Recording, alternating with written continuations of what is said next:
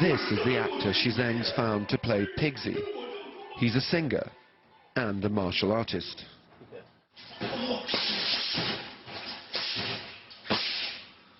I want to go and drink some ghost wine with him. What a laugh. He's brilliant. Were you worried about the casting? Well, when we were in China and all that casting was starting, I was thinking to myself, this is ridiculous. Why are they doing this point so late? It just seems crazy. And Zhang just said, this is how we always do it. And he was very relaxed about it. And they've done it, so that's obviously how they always do it. They just, you know, leave it to the last minute. Shizeng's found the whole cast now, but he keeps throwing in a few extras as he goes along. Like this, the Umbrella Woman.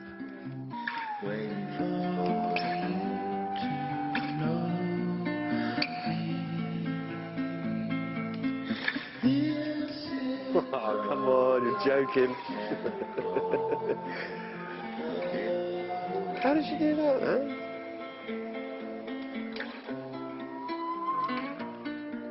No way. Another way all this new stuff keeps coming to us that we weren't told about. The Umbrella Woman. That was amazing, but where does that go? Over at Damon's, he's upping the stakes yet again, working with this man, Thomas Bloch, owner and maestro player of 3 of the rarest instruments in the world. There's nowhere else in the world, I can guarantee it, there's nowhere else in the world at the moment that would have these 3 instruments in the same room. That's for sure. This is the Onde Martineau, one of the earliest electric instruments. And the keyboard also moves.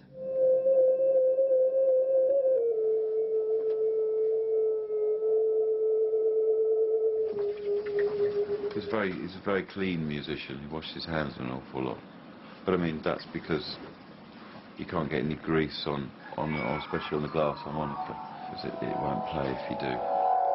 I have to prepare the instrument. You know, it looks a little bit like a kind of a kebab, but without meat, just with glasses.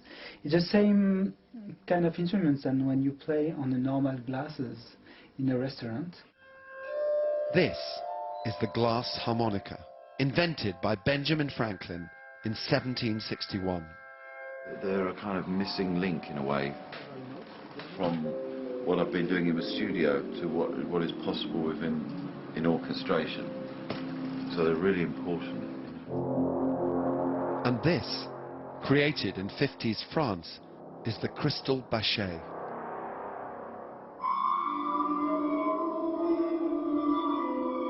The plan is to replicate and augment the synthesizer sounds that Damon made on his early demos on Thomas's instruments.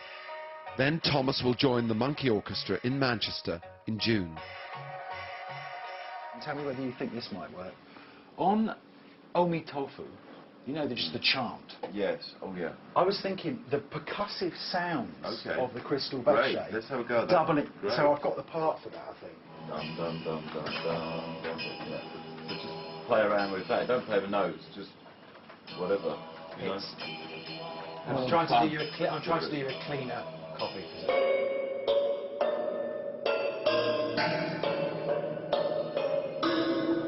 These otherworldly sounds will add a whole new layer to Damon's compositions.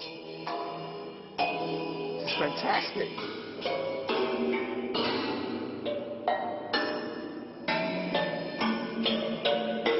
I love it because it evokes... It gives a counter rhythm as well. But it evokes that kind of sense of China without having to become too sort of cheesy.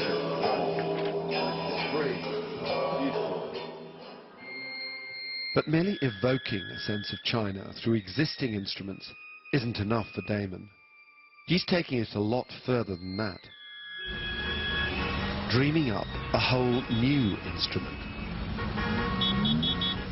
Where did you conceive of this notion to create this? In a city called Phoenix City, I think. Phoenix City, is that what it's called? Yeah, Phoenix City. it's an ancient city, 1,000 years old, I think, and it's got this central river. There's stilt houses that have been there for like 800 years, still up and still functioning as kind of sort of tea rooms and stuff.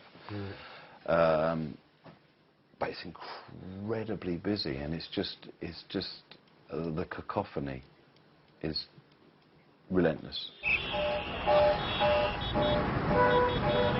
And I just spent one afternoon in my hotel room with lying.